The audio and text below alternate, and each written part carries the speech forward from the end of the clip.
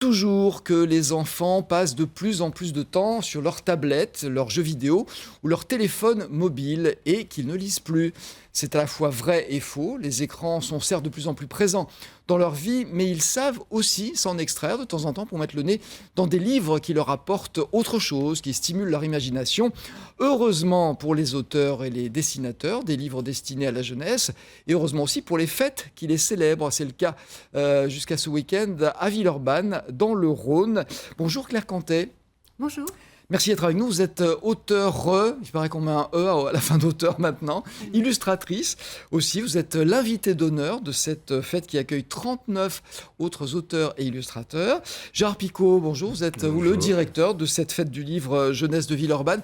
J'ai peur de me tromper dans les dates. C'est à partir de... À partir de mercredi, oui. De mercredi, dès donc demain, c'est bien jusqu'à dimanche. Jusqu'à la fin du week-end. Voilà, j'avais peur de dire une ânerie tout à l'heure. On dit que le livre jeunesse, il est en bien meilleure santé que le livre pour adultes. Est-ce que c'est vrai? Pour quelle raison? Oui, c'est vrai, parce que si les livres adultes stagnent en matière de vente, la jeunesse non, puisque la progression pour l'année a été de 4%.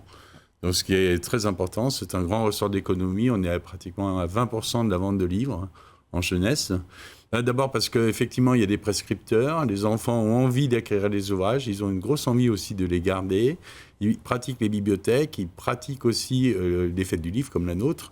Mais surtout, ils ont une vraie envie de littérature jeunesse, de heroic fantasy, du polar, comme on pourra aussi le voir ce week-end à Lyon. Et ils ont aussi la capacité à suppléer le livre par l'informatique, puisque souvent des livres trouvent leur complément sur Internet. Et pourquoi est-ce qu'on a le sentiment contraire alors? On va dire que les enfants lisent plus, qu'ils passent leur temps sur leur tablette. Oui, c'est un peu faux. C'est vrai qu'on a cette impression-là, mais on a vu le concours des lycéens, ici le prix Rhône-Alpes du livre, des lycéens qui chaque année intéresse de nombreuses écoles. Il y a un vrai engouement, il y a de plus en plus de clubs de lecture ados. C'était les ados qui avaient un peu lâché le livre jeunesse, et c'est vrai qu'il y a eu un gros... Il y a une nouvelle génération là, voilà, qui il y a une s'intéresse nouvelle génération, puis il y a eu un très très gros effort dans les collections, notamment je pense au Rouergue, à Thierry Magnier, à Sarbacane, de proposer des très bons textes d'auteurs. Et puis certains auteurs adultes, je pense à Olivier Adam notamment, se sont mis à écrire pour la jeunesse et vice-versa. Et ça, c'est vrai que c'était très important aussi. Alors peut-être que les enfants aujourd'hui lisent différemment de leurs aînés, ou est-ce que c'est vraiment parce qu'il y a une nouvelle offre qu'on a su s'intéresser à eux? Ils lisent des pavés, on ne lisait pas de pavés. Maintenant, ils lisent vraiment des pavés, des livres de 600, 700 pages, beauté, voilà.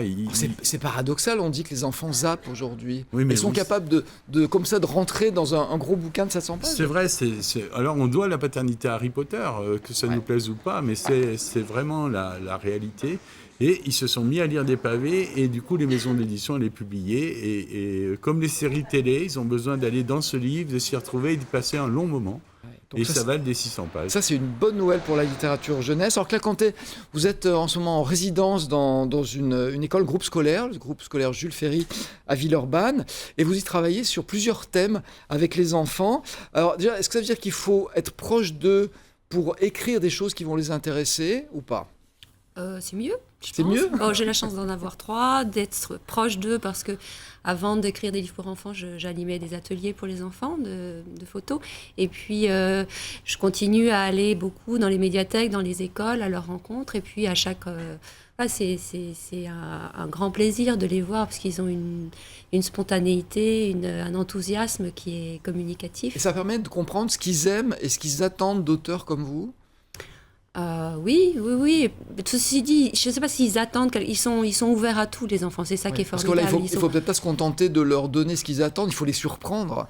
Voilà, et ils sont prêts à être emmenés, prêts à être émerveillés. Il suffit, si on s'adresse à eux de façon sincère, et on peut leur faire découvrir plein de choses. Oui. Et y compris aborder des sujets qui sont peut-être ou un peu tabous, ou que les adultes ne savent pas aborder avec eux. Je pense qu'on peut parler de quasiment tout avec les enfants. Il y a peut-être moins de tabous chez les enfants que chez les adultes, d'ailleurs. Pardon ? Il y a peut-être moins de tabous chez les enfants que chez les adultes. Ben oui, parce que là encore, ils sont totalement ouverts. Après, tout est dans la manière d'aborder les choses, mais oui.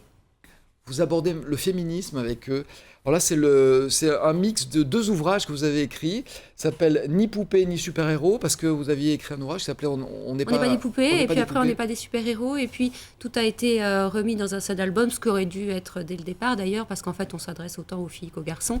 Et puis, ça va en fait au-delà du féminisme. C'est une invitation à être libre, en fait. Ce qu'on souhaite à ses enfants, c'est la liberté. À ne pas tomber dans les formatages. Voilà, de pouvoir grandir sans étiquettes collées qui vont briser leurs ailes. Et voilà.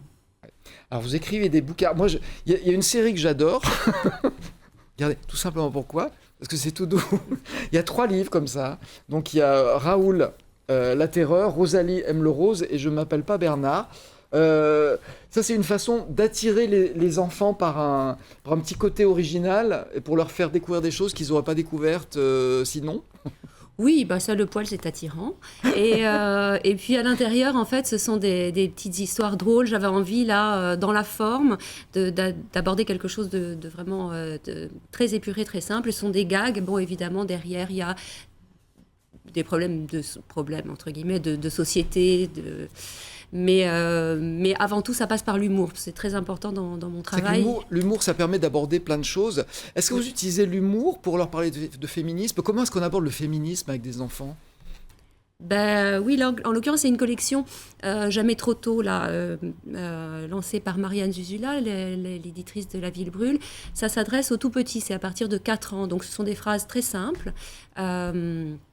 Et puis, les images sont plutôt drôles et colorées, effectivement, pour alléger le message et puis le rendre attrayant. C'est vrai que c'est très joli. Sur cela, vous avez fait les 2 ? Parce que je sais que vous travaillez de temps en temps avec un auteur, et de temps en temps, vous faites tout. Les poilus, j'ai fait texte et images, les autres aussi, voilà. Donc les poils, c'est vous. Voilà. Mais les derniers livres, les manifestes de La Ville brûle, je n'ai fait que les images. Yann Fasté a écrit le texte de On n'est pas des moutons, c'est un auteur que j'aime beaucoup, qui a l'habitude, lui, d'aborder des choses pas forcément évidentes, justement, vous en parliez, aux éditions du Poisson soluble, et il a aussi beaucoup d'humour. Et donc, c'est lui qui a écrit le texte de On n'est pas des moutons, et ce livre-là, c'est une invitation pour les enfants à penser par eux-mêmes, à affirmer leur singularité. Oui. Gérard Picot, c'est en courant, ça, actuel, le fait de donner des clés à des enfants, de leur apprendre la liberté. Oui, je crois on essaie de les responsabiliser le plus possible, de développer leur libre arbitre, et puis surtout un appel à la tolérance. On a vraiment, c'est là qu'il faut commencer, en fait.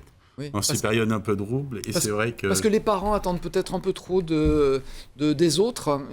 Ils n'ont pas forcément les bons messages et la bonne façon de les faire passer. Ils n'ont pas forcément les bonnes clés, quoi. Nous, on propose notamment à Villeurbanne, on dit aux parents, si vous avez les moyens, confiez 10 € à votre enfant et laissez-le choisir le livre qui lui fera plaisir. Et parmi les 20 000 livres qui sont présents sur la fête du livre, ils passent énormément de temps quand ils sont responsables de leur propre achat. Et ça, c'est vraiment important, quoi. Alors justement, il y a 39 auteurs qui sont présents, auteurs ou illustrateurs. Comment est-ce que vous les choisissez ? Qui est invité à Villeurbanne à rencontrer le public et puis à faire avancer la machine, parce que ça sert aussi à ça. En fait, le thème est sur ces jeux en construction, avec un petit U qui est accroché au jeu. Et c'est vrai que c'est sur la construction de l'enfant, de l'adolescent. Et donc, c'est à partir de cette thématique, avec le réseau de lecture publique, les bibliothécaires, on a choisi ces 40 auteurs que l'on a invités. Mais on a d'abord choisi les livres, et après les livres, on a vu qui en étaient les auteurs. Et l'idée, c'est effectivement de balayer la construction de soi à travers différents titres et différentes manières de les aborder, qui vont aussi bien de l'humour à, effectivement, des thèmes beaucoup plus graves. Oui. Il y a une exposition ? Il y a plein d'expositions, en fait. Oui, il y a celle de Claire Cantet. Voilà, celle de Claire qui est mise à l'honneur cette année. Qu'est-ce qu'il y a dans votre exposition, d'ailleurs ? Alors, c'est un grand espace, donc c'était super chouette. On a fait un jeu de construction géant pour que les enfants fassent leur ville rêvée. Ça peut monter jusqu'au plafond. Et on reconnaîtra d'ailleurs des bâtiments de Villeurbanne. J'ai fait le TNP, la Maison du Livre, et de l'Image et du Son. Il y a une grande cabane avec ces monstres que vous aimez bien. Et au sol, une grande fourrure rose où on peut s'étaler pour lire des livres. J'ai mes originaux qui sont encadrés, et puis j'ai créé pour l'expo des petites boîtes tableaux, un peu comme un cabinet de curiosité. Et puis il y a surtout tout ce que nous avons fait en résidence avec les enfants, des livres sculptures. Il y a 12 livres de l'école Jules Ferry où ils ont vraiment travaillé sur l'identité. Donc pour aller voir le résultat de votre travail, pour discuter avec vous, pour voir comment vous travaillez avec les enfants, donc c'est la fête du livre jeunesse de Villeurbanne. C'est à partir de demain et c'est jusqu'à dimanche soir. Donc allez-y, profitez-en. Merci beaucoup Merci à vous deux vous. d'être venus nous annoncer cette belle fête.